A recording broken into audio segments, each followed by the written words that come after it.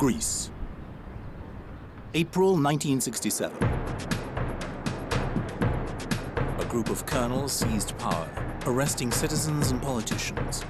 Among them, a man who was an economics professor at Harvard University. The sergeant put a Tommy gun to my throat, and he said, "I'll kill you if you don't tell us where your father is." A political activist. The regime will crack up. Είχε μπολιαστεί με τις αριστερές ιδέες. The man who became Greece's first ever socialist prime minister. I am very moved tonight by the tremendous popular support of the program of change that PASOK has promised to the Greek people. One who's considered as a left-leaning demagogue and praised as a savior of people's rights. That was Andreas Papandreou.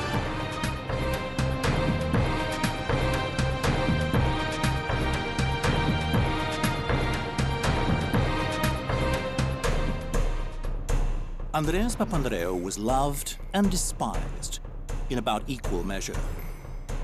Playing a role in the Balkans, playing a role in the Middle East, playing a role in world politics, even though a small country.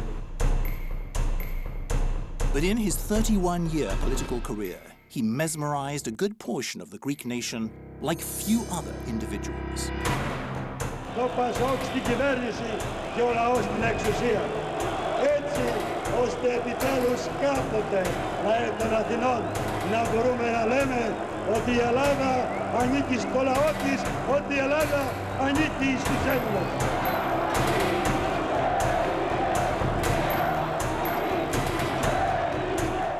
He had almost a mystic relationship with the people. He was a great orator, but he spoke to the people, and the people believed that Andreas Papandreou was a man who would take care of their problems. Andreas Papandreou had huge amounts of personal charisma and was notoriously attractive to women. He went through 3 marriages and several sticky scandals without it eroding his mystique. He did like women, of course. That included me. For 3 decades, to friend and foe, he was simply Andreas, one of a kind. Μπορούσε να δει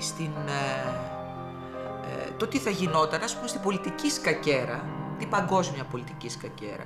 Κούναγε στο ένα πιόνι. Τι σήμαινε αυτό, τι αντίδραση θα είχε, και όχι εκείνη τη στιγμή, σε 30 χρόνια. What kind of man was this? Greece's first socialist leader. A magnet for the masses, and held in reverence by many thousands of Greeks even now.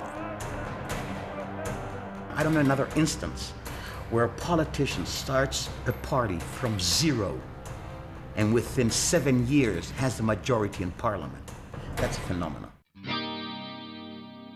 Andreas Papandreou was born on the 5th of February 1919 on the island of Chios. His father George was then a rising young liberal politician. His mother, Sofia Mineko, was the daughter of a Polish army officer and adventurer who had settled in Greece.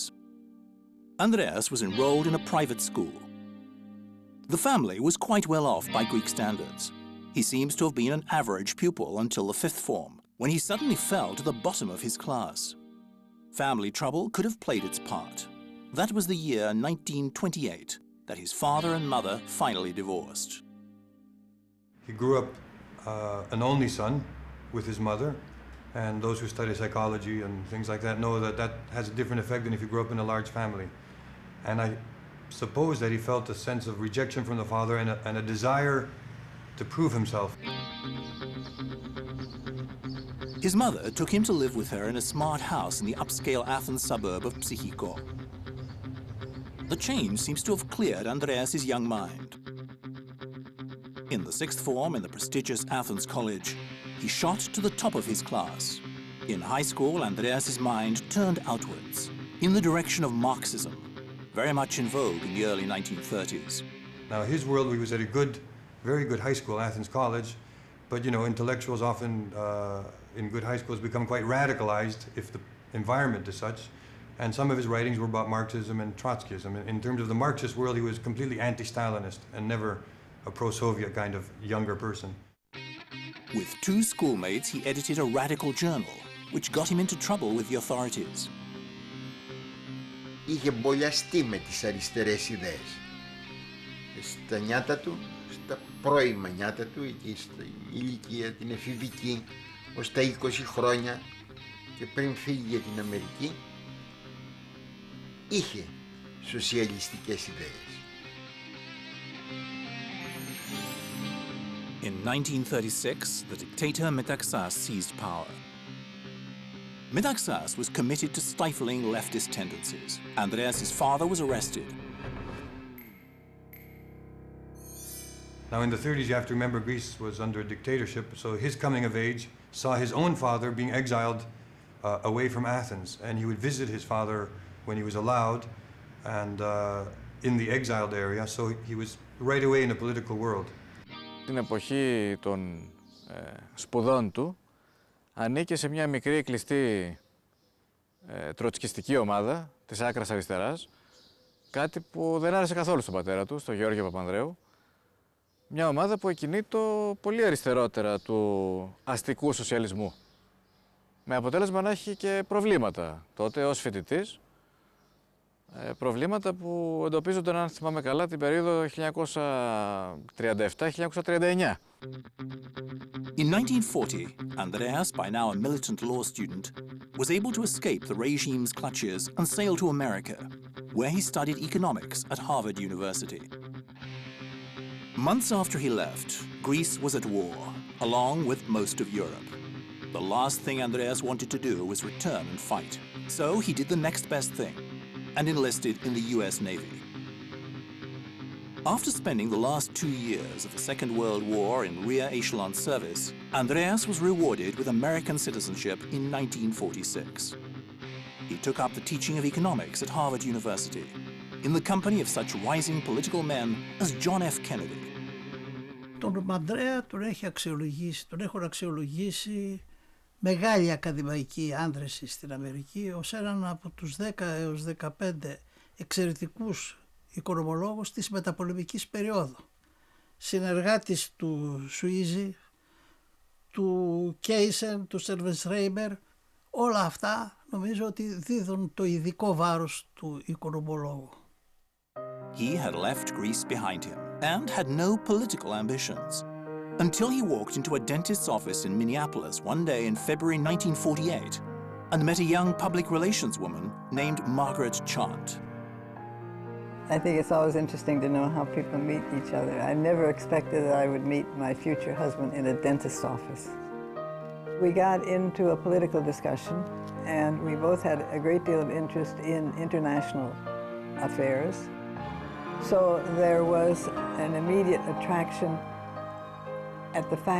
to the fact that we were speaking at the same level and with the same basic philosophy and the same basic ideology. He was very charming.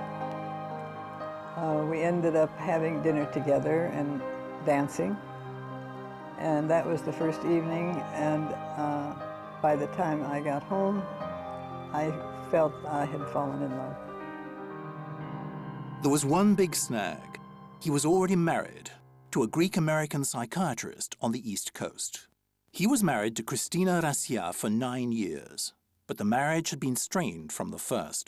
His first wife's book, Rassia, she's a psychologist. If I'm not mistaken, she's a child psychologist, a very successful one, by the way, in the States. And she wrote a book about him. And although you can see that she didn't exactly like him very much, but still you can get some kind of insight in this man. She says that he's a man that thought that everybody owed him and that he owed nothing to anyone. And judging from his reign afterwards, I don't think she was very far off the point. It is that way. He was a man that really thought that everybody owed him something. A year after he and Margaret were married, Andreas joined the American Democratic Party's drive to elect Adlai Stevenson as president. He was always very involved in politics from his youth. Even in the United States, as an academic, he was close to the Humphrey campaign in Minnesota, the Adlai Stevenson campaign when he was in California, and many of the associates of Kennedy, many of the economists that worked for Kennedy. So he was very active.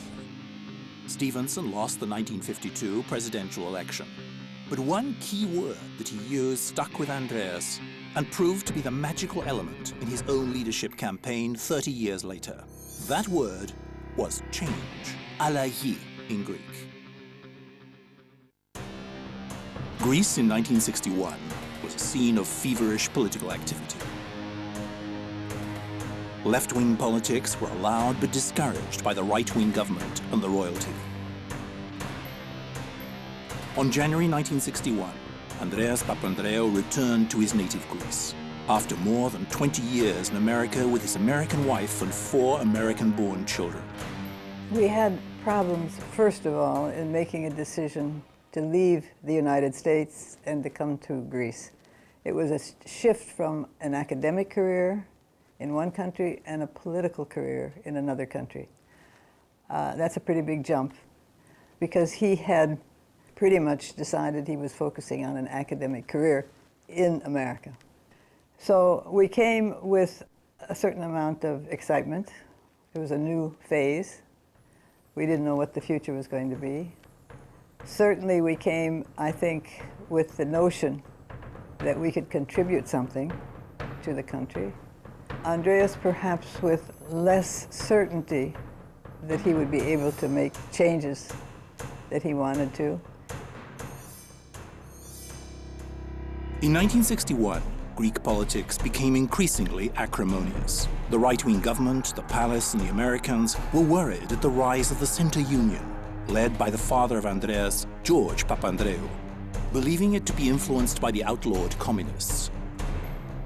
The Center Union, on the other hand, demonized the right as repressive. Passions on both sides were high. Το 1961, θορυβημένο το δεξιό κατεστημένο από την άνοδο και της Ένωσης Κέντρου και της κεντροαριστεράς, θα λέγαμε ευρύτερα, προέβη στις εκλογές βίας και νοθείας που αμέσως κατήγγειλε ο Γεώργιος Παπανδρέου τότε, ο πατέρας του Ανδρέα, και με αφορμή αυτή κήρυξε τον λεγόμενο ανένδοτο αγώνα, την πορεία δηλαδή προς τον λαό, για να τον συσπυρώσει και για να αντιδράσει απέναντι σε αυτό το αποτέλεσμα όπως είχε νοθευθεί από τότε εξουσία, για να ανατρέψει δηλαδή αυτό το αποτέλεσμα. Νομίζω πως αυτό ήταν και το σημαντικότερο ερέθισμα, η σημαντικότερη αφορμή για να πάρει την μεγάλη απόφαση του Ανδρέας Παπανδρέου, που μέχρι τότε ταλανιζόταν στο τι θα κάνει, να συμμετάσχει ενεργά στην πολιτική ζωή του τόπου. In November 1963, Andreas's father George was elected Prime Minister of a centrist government at 72 years old. The political scene became worse. The elder Papandreou repeatedly clashed with the king. The real, let's say, conflict came at the time George Papandreou was thrown out by the king. Then there was a lot of tumult and a lot of dissatisfaction among the population, with the people and with the party. And Andreas, I think, took a much stronger stand on how this should be dealt with.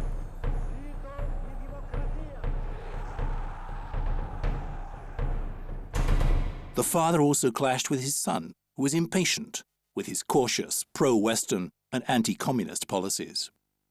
But the conflict had perhaps something to do with generation. It had something to do with the culture that Andreas had lived in after he left Greece for so many years, and perhaps the changing of his own ideas toward a more maybe progressive orientation. Μετά την θριαμβευτική του εκλογή ως βουλευτή Αχαΐας το 1964, είχε πια και τις πρώτες κυβερνητικές εμπειρίες, είτε από τη θέση του Υπουργού Προεδρίας και αργότερα από την θέση του αναπληρωτή Υπουργού Συντονισμού, όπου είχε την πρώτη δυνατότητα και ευκαιρία να εφαρμόσει στην πράξη τις σύγχρονες ιδέες για την οικονομική ανάπτυξη και τον εξυγχρονισμό που χρειαζόταν τότε η Ελλάδα. Andreas wanted a radical break with America and the monarchy. The Americans, the Greek conservatives, were becoming alarmed. In the early morning of the 21st of April 1967, a group of officers seized power in a coup. I remember 1 week before, exactly 1 week before the 21st of April, two elderly ladies came to the door. I was alone with my brothers and sister at home. I opened up the door and they said, "We're coming from Washington and we want to tell you that we have news from our relative in Washington, a Greek American, that within the next week there will be a dictatorship." I remember telling my father, and he slept away from the house over the next few days, but that day he had a meeting early in the morning with an advisor to the king. And so he said it couldn't be a dictatorship because the king would be behind the dictatorship and therefore he wouldn't do that the day that I'm going to meet his advisor. Well, in fact, there was the colonels, a lower rung in the army, that took over that night. One of their prime targets was Andreas Papandreou. He and his family were asleep when an armed squad came to arrest him. And we heard some pounding on the door and screaming and shouting. Our first instinct was to go higher up, upstairs. And I hoisted my father up. I helped him up to get on the top of that roof where he could hide. They asked me where Andreas was, and I said, he's not here. He came to me. The sergeant put a Tommy gun to my throat, and he said, "I'll kill you if you don't tell us where your father is." And immediately then I said, "Well, my father is at my grandfather's house, George Papandreou, which is another part of Athens." And they asked him again, and Andreas was lying on a platform up above the terrace. And he heard that they threatened George, and he stood up and he said, "Don't shoot, I'm coming down." Andreas moved to a prison to await trial on charges of high treason connected with the army conspiracy. I could see him at certain times of the week, and he was behind a very heavy screen. I could just see a shadow. I could hardly make out his profile or his eyes. It was a very trying time. Andreas was in absolute isolation. He could see the children on Saturdays for about 15 minutes. Otherwise, he had no contact with the outside world. Just before Christmas 1967, the military regime felt secure enough to order a general amnesty of political detainees. Andreas hardly dared believe his good luck. 2 weeks later, the regime, prodded by the Americans, gave Andreas a passport. Early in the morning of the 15th of January 1968, the family were on a plane to Paris. He lived through the May '68 in Paris, the movements, the student movements, the anti-Vietnam movements, many of the liberation movements.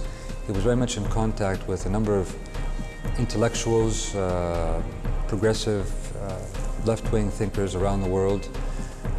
The Sweezy, Galton, Cardozo, Marcuse were people he read very much.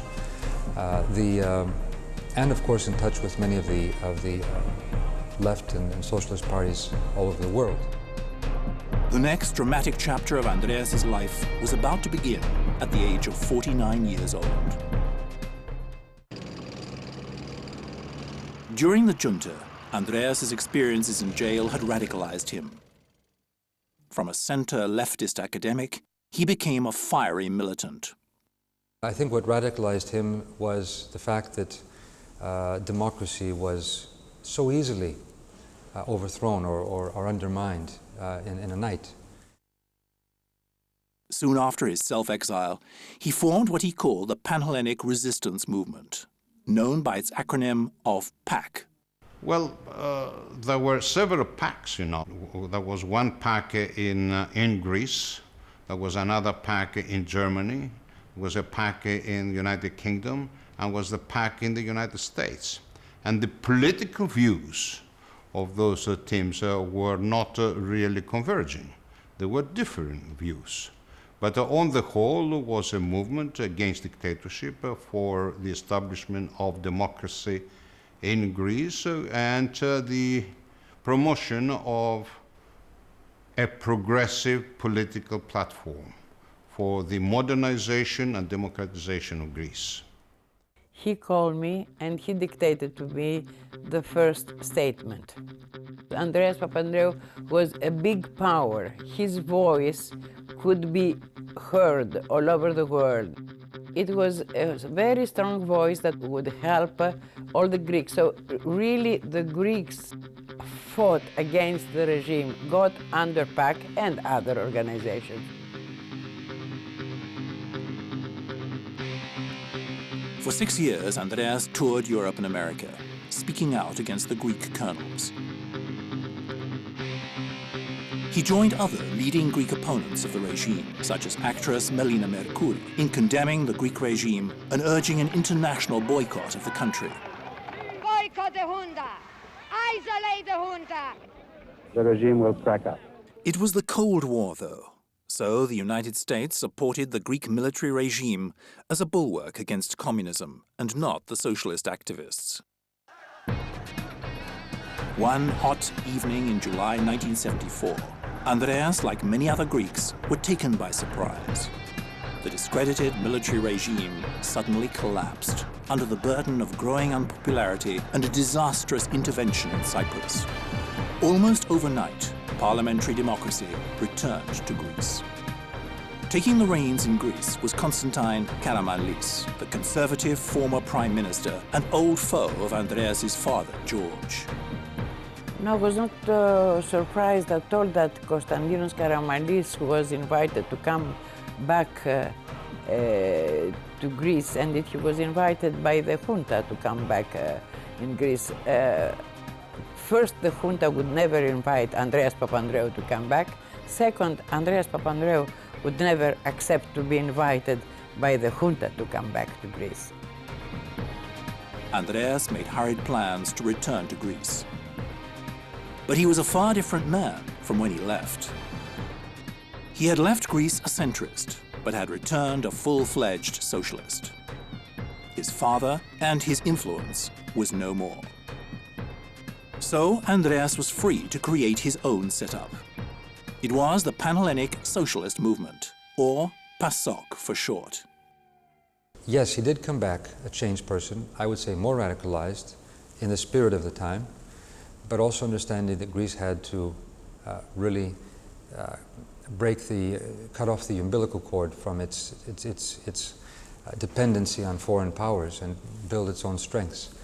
So his whole program was national independence, Greeks to the Greeks, deepening democracy, social justice, emancipation, I would say both a national and a radical program for Greece. And this is how he built up PASOK. It was the first time that the socialist word was used by, let's say, center power, not the communist power. We had all envisioned a new, radical, creative party that people would participate, that they would fight for social equality, for national independence, all those beliefs, a new party actually that would work as a party. For the next 7 years, Andreas Papandreou put into practice all the oratorical and political skills he had learned from his late father. His PASOK party attracted all kinds of people mesmerized by his speech and by his radical ideas, such as quitting NATO and even refusing membership of the then European community. Ο Ανδρέας μπορεί να διεκήρυται τι ακριβώς αυτός επίστευε, αλλά ποτέ αυτά δεν τα ενέταξε να τα βάλει στο ίδιο κανάλι με την πολιτική της χώρας, ήδη από τότε που έγινε κυβερνήτης. Δεν υπάρχει πουθενά, δεν έχετε συναντήσει τον Ανδρέα να λέγει ότι θα βγάλω την Ελλάδα από την ΕΟΚ. Small wonder that Karamanlis saw in Andreas a danger to his policy of keeping Greece firmly aligned with the West. When Karamanlis said publicly that Greece belongs to the West, Andreas came up with an ingenious reply. Greece, he shouted, belongs to the Greeks. Όταν είπα να παραλαμβάνεις εγώ, το ανήκουμε στην Δύση. Και βέβαια ανήκουμε στην Δύση. Όπως άλλοι λαοί ανήκουν στους αντασμεύτους, ανήκουν στους Ανατολικούς, ανήκουν στους Αφρικανούς. Οπότε είναι αυτοί να ανήκουμε στην Δύση. Προτιμούμε να ανήκουμε στους Έλληνες. Andreas was thumbing his nose at powerful America, a tactic that earned him legions of voters. We understood that the 7 years of dictatorship in Greece were deeply linked up with the mechanisms of the CIA and NATO. In the elections of November 1974, Andreas Papandreou's socialist PASOK party got just over 13% of the vote. 3 years later, in the elections of November 1977, Papandreou almost doubled that to 25%. His anti-American, anti-European, anti-capitalist rhetoric was working. The other thing was that Papandreou was very clever because he realized the communist left was propagating revolution, which everybody knew would never going to happen. So Papandreou envisaged something very different. He said, look, forget about revolution and undermining or overthrowing the system. Come with me and I'll get you into the system from the inside.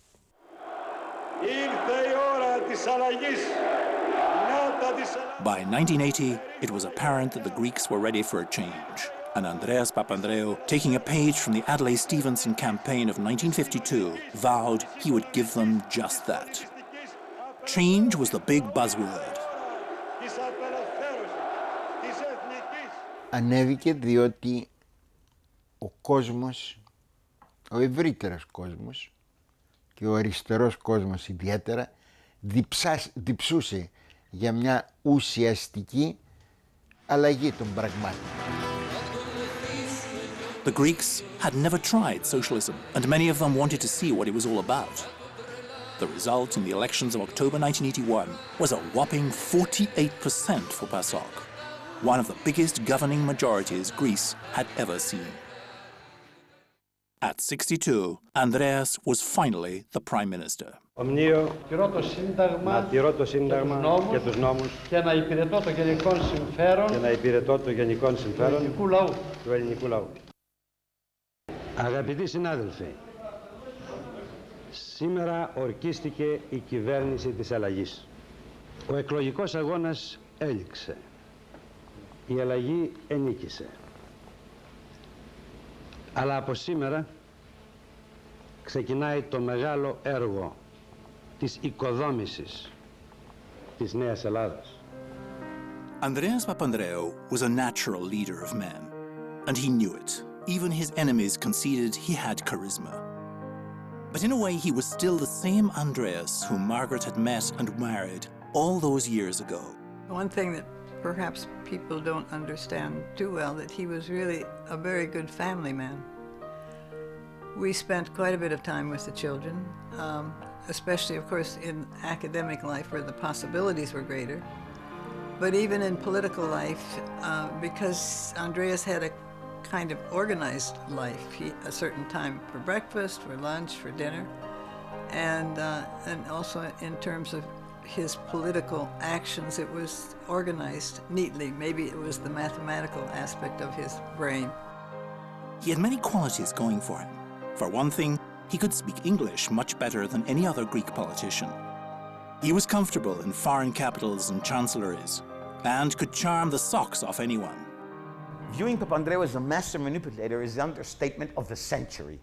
He was something more than just a master manipulator. He could sell anything to anyone.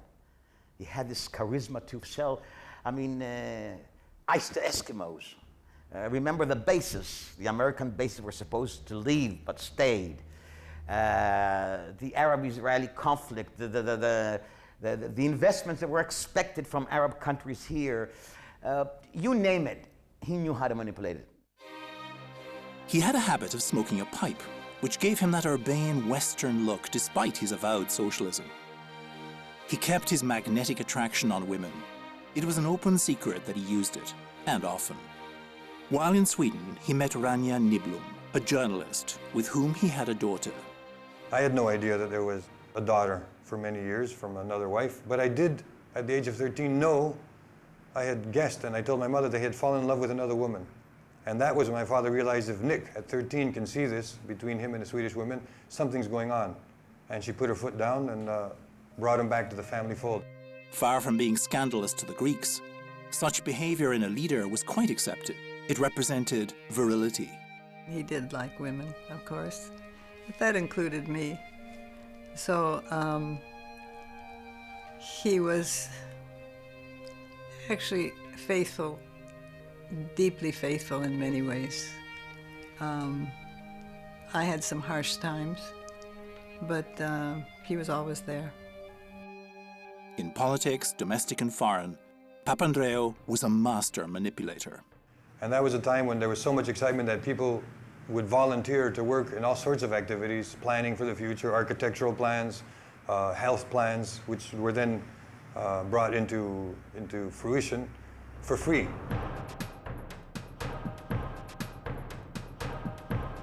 In the international arena, Papandreou established important alliances on both sides of the Atlantic, enforcing relationships with the Eastern countries as well as the Arab world. So this, I think, was very important. As far as the Greek-US relations, I think he put them on a normal track, because what he said is, let's have equal relations, understanding that America, of course, is a superpower and Greece is a smaller country, but one which we should be a relationship of respect. And his visit to the United States under the Clinton administration, I think, was historically the epitome of that new relationship which developed between our two countries. He played an important role in helping Clinton through his contacts in the Middle East, in working with the Israeli conflict, also with the Syrian then issue, which unluckily did not come up to some final stage of a solution. But I think these were his important contributions to Greece, which are lasting and will last for many years. The Arab world felt that they had a Western leader who understood them and supported them. They felt that always they were misinterpreted by the West and belittled. And Andreas never did anything like that. In fact, he stood up for them. As it is the link between our Arab nation and Europe. He was very strong for the Palestinian state. At the same time, though, he recognized the need for security for the Israeli country.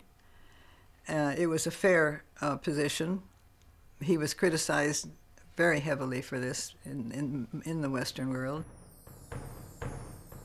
While in opposition, Papandreou had denounced both the European community and NATO, threatening to pull out Greece of both. But in office, he did nothing of the kind. In fact, he kept Greece in both organizations and maintained the American airbase near Athens, all the time not losing an ounce of popularity. How did he do it? He could, for example, say something to one social group which was against the next social group, but the next social group didn't mind. Everybody believed that what he said to him was his true intention, and what he said to the other one was really something just to sidestep him. During his stay in opposition and during his pre-election campaign that brought him to power, he was saying that as far as the European Union is concerned, there is going to be a referendum, and the Greek people will decide if we want to get into the Union or not. Once he became prime minister, he realized that without the European Union, Greece would go all the way down.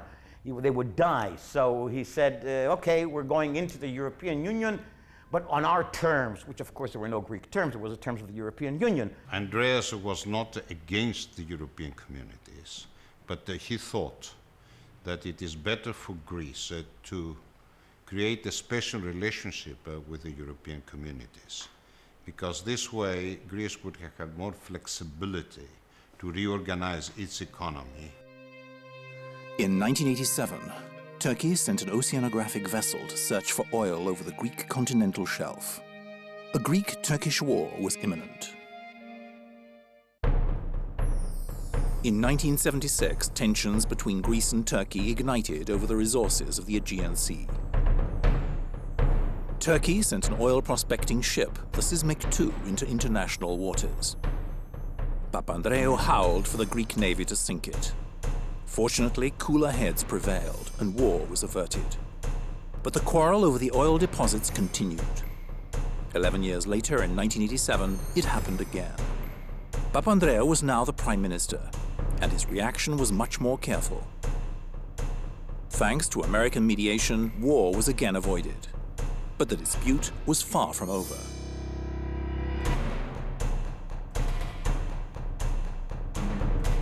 Το Πασόκ όταν ήρθε στην εξουσία, μιλώ τώρα για το 81, δεν βρήκε μία κατάσταση πάρα πολύ καλή, ούτως ώστε αυτό να δημιουργήσει τις περαιτέρω δυσκολίες. Αντιθέτως, υπήρχαν ανοίγματα, υπήρχε χρέος και υπήρχε μια ανισορροπία. Ο Ανδρέας είχε δώσει μεγάλες υποσχέσεις προς τον κόσμο και ο κόσμος ανέμενε την εκπλήρωση αυτών των υποσχέσεων. Πέραν όλων αυτών, σας υπενθυμίζω το σύνθημα, ένα σύνθημα συνταρακτικό. Αλλαγή είπε.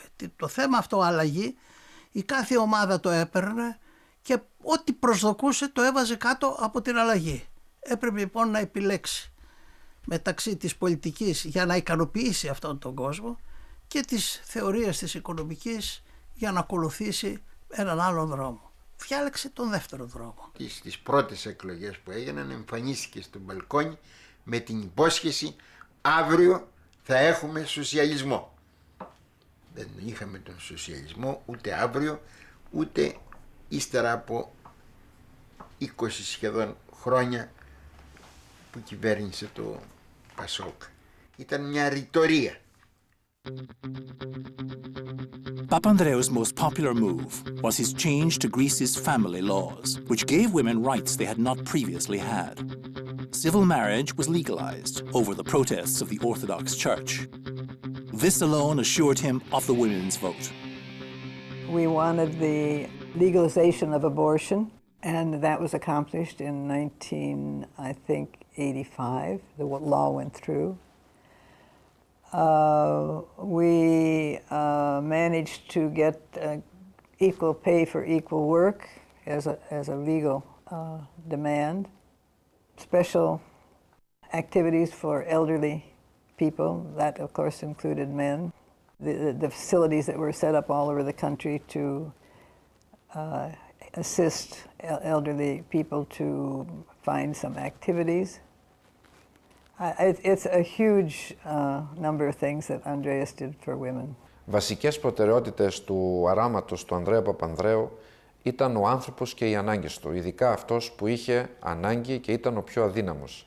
Γι' αυτό και ήταν τεράστια η σημασία των μεγάλων επιτευγμάτων που πέτυχε, τόσο με την δημιουργία του Εθνικού Συστήματος Υγείας, που μέχρι τότε δεν υπήρχε στη χώρα μας, αλλά επίσης και με την καθιέρωση των αγροτικών συντάξεων. Χιλιάδες αγρότες μας που μέχρι τότε δεν είχαν καμιά φροντίδα και καμιά μέρημνα από το κράτος, μπόρεσαν να αποκτήσουν αξιοπρεπή σύνταξη. Αυτό που επίσης είναι ιστορικής σημασίας για την σύγχρονη πορεία της χώρας μας ήταν η αναγνώριση της εθνικής αντίστασης, διότι με αυτή την πολύ γενναία απόφασή του κατάφερε να κλείσει μια μακρόχρονη ανοιχτή πληγή που χαρακτήριζε τον τόπο μας και να πετύχει την εθνική συμφιλίωση του λαού μας. His policy was basically simple. Borrow and spend. And of course, sooner or later, a price had to be paid. Greece's deficits and public debts soared. Reluctantly, Papandreou began freeing up the capital markets in 1986. But it was not enough. During the first 4 years, which were the crucial years of the political identity of PASOK, the government deficit was reduced. It was very high under the previous government, 10% of GNP. It was reduced to much lower levels. Income taxes and taxes in general increased, and those extra revenues covered the social expenses on education, health and transportation. And at the same time, while reducing the government deficit, public investment doubled within a period of 4 years. So I would say it was actually spending, but spending after receiving money from taxation. By 1988, the strain was beginning to tell. In August, he was suddenly hospitalized and diagnosed with aortic stenosis, a narrowing of the arteries. He flew to London for urgent surgery. The operation at St. Thomas's Hospital was a success, but the Prime Minister returned a shockingly haggard man. Yet a bigger surprise was the young woman who was with him through the ordeal, and who now claimed the spotlight at Papandreou's side. Αυτό που με τρόμασε περισσότερο ήταν η προοπτική του να μην γυρίσει πίσω ο Παπανδρέου. Έπρεπε λοιπόν να δώσω τη δική μου προσωπική μάχη με ένα μέσο, την αγάπη μας, που πιστεύω ότι είναι ένα πραγματικό κίνητρο ζωής. Η αγάπη έχει πολύ μεγάλη δυναμική. All the spotlights fell on Dimitra Liani, a 34-year-old former Olympic Airways hostess. He is now 68 years old. Το 1981 όταν ο Ανδρέας Παπανδρέου βγήκε πρωθυπουργός και ταξίδευε αεροπορικός, είχε το προσωπικό του πλήρωμα. Μέσα σε αυτό ανήκα και εγώ ως μέλος του προεδρικού πληρώματος. Τότε ήταν που συνάντησα, το 1981 λοιπόν, τον Ανδρέα Παπανδρέου. There was no doubt now that his 37-year marriage to the American Margaret was breathing its last. I confronted my father at some point because I was upset, even at an older age. I said, how come you're getting married again? He says, have you ever fallen in love? I said, well, if you're in love, love conquers all. 9 months after his return, he and Dimitra were married. His Greek followers applauded, delighted that their old man was still man enough to get the young blonde. Η επιλογή που έκανε ήταν μια επιλογή ρήξης. Δηλαδή δεν θυμάμαι πολλούς ηγέτες στη σύγχρονη ιστορία ή και στην παλιότερη που να επιλέγουν να ζήσουν με μια πολύ νεότερη γυναίκα, επίσημα και δημοσιοποιώντας αυτό. Θυμάστε πολύ καλά το νεύμα στο αεροπλάνο όταν έφτασε από το Χέρφιλντ στην Αθήνα. Το νεύμα προς την μετέπειτα σύζυγό του. Ίσως μερικές φορές ένιωσε ότι ήμουν η Αχίλιος πτέρνα, αλλά σε κάποιες στιγμές που αυτό είχε ξεφύγει από τον έλεγχο, είχε τη γενναιότητα να πει «Χτυπάτε μένα και όχι τη Δήμητρα. Εγώ είμαι ο στόχος ο πραγματικός. Είναι άνανδρο να χτυπάτε μια γυναίκα με αυτόν τον τρόπο». The problem was with Andrea, I think, is that, and that's why the Greek press went against him, and the foreign press too, about this affair, was that, in fact, at certain moments during that affair, he neglected his public duties for her. And that's where the press really got mad and started hitting him. But they should have hit him and not her. Domestically happy Papandreou might be, but his problems were far from over. In 1988, a massive banking scandal broke out. A young banker named George Koskotas was at the center of it. Arrested in America, Koskotas claimed he had bribed Papandreou with cardboard boxes full of money to get favorable laws passed. Papandreou denied it vehemently. Τον Αύγουστο, 31 Αυγούστου του ίδιου έτους, προσελήφθηκα στην Τράπεζα Κρήτης. Υπήρξε μια πολύ καλά, κατά τη γνώμη μου, σχηματισμένη επιχείρηση πολιτικής εξόντωσης, πολύ καλά δομημένη και πολύ καλά εκτελεσμένη. Papandreou refused to attend the special tribunal set up to investigate the charges. Κατά τη γνώμη μου ήταν μια κίνηση πέραν του καλού και του κακού. Ούτε σοφή, ούτε τον έβλεπτε. Ήταν μια κίνηση αξιοπρέπειας. Επίσης, κατά τη γνώμη μου, δεν μπορεί ένας πρωθυπουργός να πηγαίνει σε δίκες πολιτικού περιεχομένου, στις οποίες είναι ο ίδιος κατηγορούμενος. After months of evidence and argument, nothing against him was found. But his popularity continued to decline. The elections of June 1989 resulted in a coalition, pushing PASOK to the sidelines. For the next 9 months, an all-party government ran the country. Although ratings for Papandreou were always favorable, the socialists lost the 1990 elections to the conservatives. Ο ελληνικός λαός αποφάσισε, έδωσε τη νίκη στη Νέα Δημοκρατία. Το αποτέλεσμα των εκλογών της 8ης του Απρίλη είναι πράγματι μια οριακή ισορροπία. I think Papandreou was the only living organism that can bleed and not die.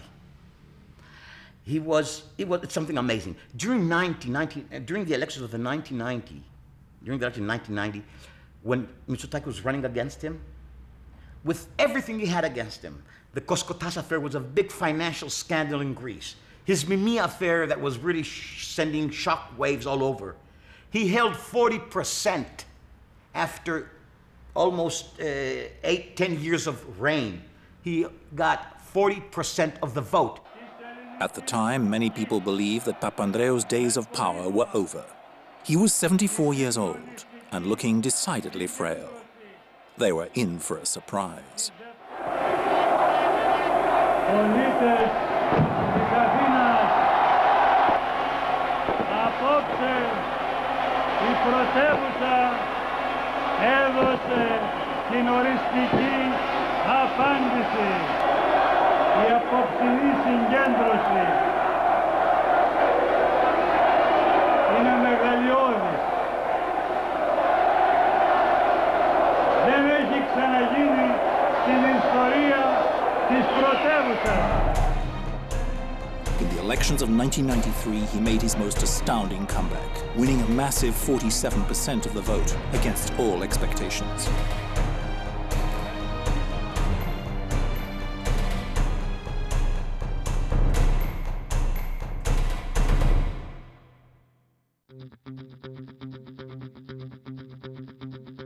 Two years after his last premiership, Papandreou was becoming frailer by the day. He appeared to be living only for Dimitra. PASOK, the socialist party he had single-handedly built and run for 20 years, sensed his weakness and began to rebel. The strain of it all finally broke Papandreou in November 1995, when he was rushed to hospital with pneumonia. Even here, he monopolized the national attention. Every day, for 4 months, medical bulletins on his condition topped the local news. Against all odds, he seemed to recover. But did he really? While in hospital, he'd been forced to give the prime ministership to his arch-rival in PASOK, Konstantinos Simitis. Papandreou, recuperating in his home, was helpless on the sidelines. But he continued to see party members and plot strategy.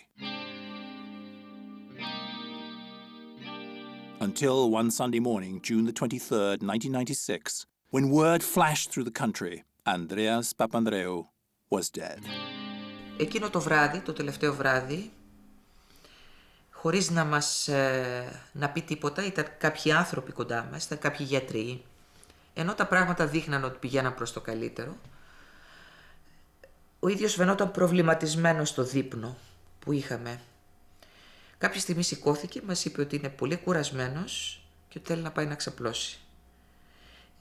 Χαιρέτησε όμως διαχειραψίας, πράγμα που δεν το συνήθιζε όταν φεύγεις από ένα γεύμα.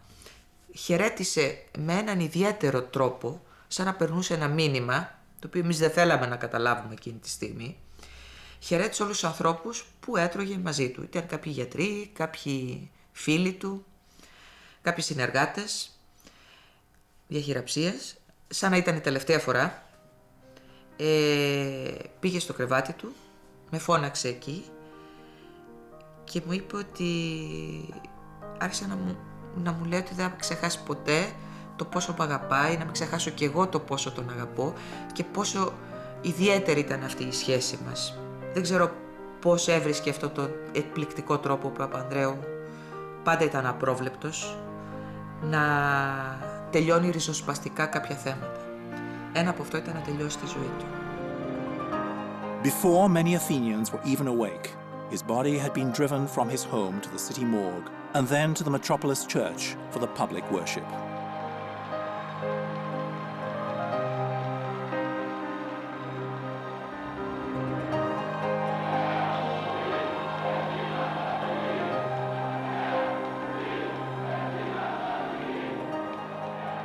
Early in the morning, suddenly arrived a group of Greeks that I never thought would have supported my father, skinheads, with punk haircuts, and they'd been coming from their nightclubs, and they were coming for they were 18, 19, 20, 21, leather jackets, leather pants, a group that I usually considered apolitical. They believed in him. And then after that came men from Crete, dressed in the traditional Cretan dress, and Crete is the sort of stronghold of the Socialist Party, a democratic island. And they came in the hundreds from a ship, I guess, from Piraeus. Complete silence. They entered in silence, they left in silence. And I had the sense that he managed to unite all of Greece as the leader of Greece.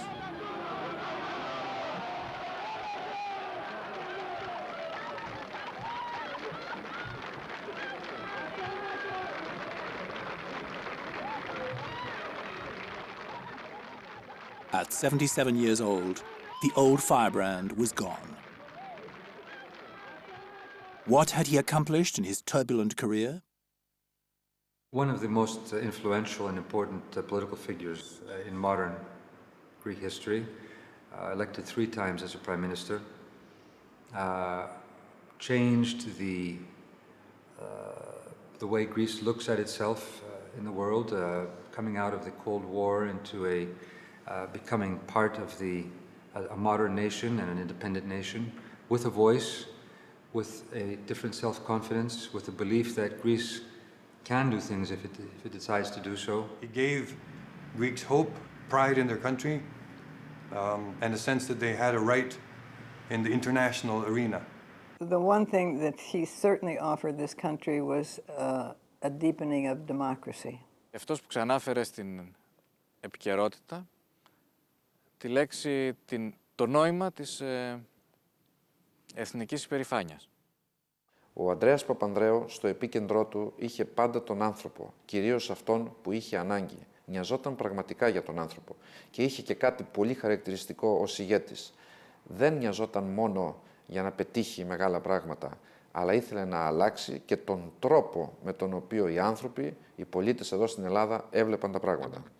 People felt that there was a health system, an education system which catered to their needs. People who were in the margins felt that they were becoming in the center stage of politics, and he is remembered for that. Many called Andreas Papandreou a socialist hero, a crusader for people's rights. Others called him an opportunist, a demagogue. One could never be neutral about the man. But whatever the verdict, he was an undoubted star on the fascinating Greek political stage.